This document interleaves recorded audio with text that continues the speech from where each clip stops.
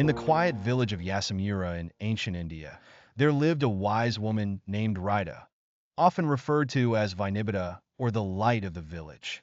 Known for her compassion, she tirelessly aided the sick and the needy without hesitation. One morning, after visiting a sick villager, Rida walked along the village path with fatigue shadowing her eyes, yet her smile remained unwavering.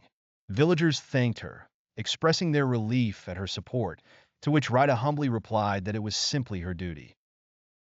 Despite her outward calm, a lingering emptiness gnawed at her heart.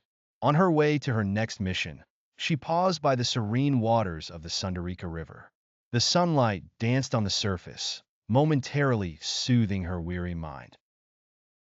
Kneeling by the river, she gazed at her reflection, seeing her exhaustion and uncertainty reflected back at her. Am I truly doing the right thing? She pondered, feeling a growing emptiness whenever she helped others. Suddenly overcome by weakness, she collapsed on the riverside. Fellow villagers hurried to inform Buddha, who was residing nearby. When Rida awoke, she found herself surrounded by her worried companions, with Buddha sitting serenely in the center. His gentle voice reached her ears as he acknowledged her tired heart and asked what drove her so relentlessly. Tears welled in her eyes as she confessed, I have dedicated everything to helping the villagers, believing it to be my duty. Yet lately, I've felt nothing but emptiness. Was I wrong? Buddha listened silently before speaking of the Sundarika River, likening it to Rida's plight. Observe the river, he said. It provides life to all, but should the source dry up, the river would give no more blessings. Puzzled, Rida asked how she could correct her path. First, quench your own thirst, Buddha advised. Only then should you offer water to others. His words unveiled to her that in ignoring her own exhaustion, she was close to breaking.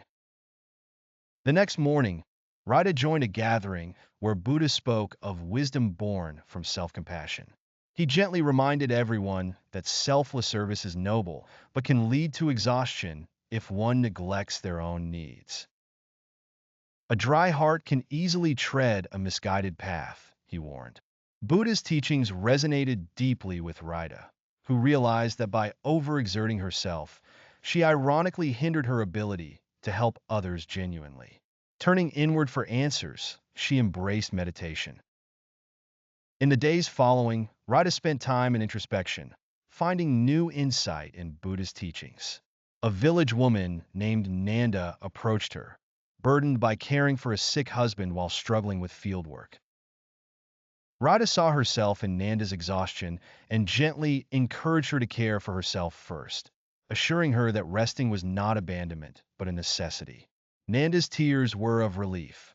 Rida's words carried the weight of hard-earned wisdom. Transformation awaited Rida as she realized that nurturing herself finally allowed her to aid others more effectively. This shift in perspective radiated throughout the village, where people began recognizing the true depth of her compassion and strength. Rida no longer viewed her service as mere duty, but as a shared path of mutual growth. Standing by the river one day, she watched the gentle flow, her heart steady and at peace, reflecting on how true compassion could flourish when self-care came first. Thus, Rida found her way through Buddha's teachings, embarking on a journey where helping others also meant sustaining herself. Her story reminds us all that kindness begins with the self, and only when one's own heart is nourished can it truly give without end.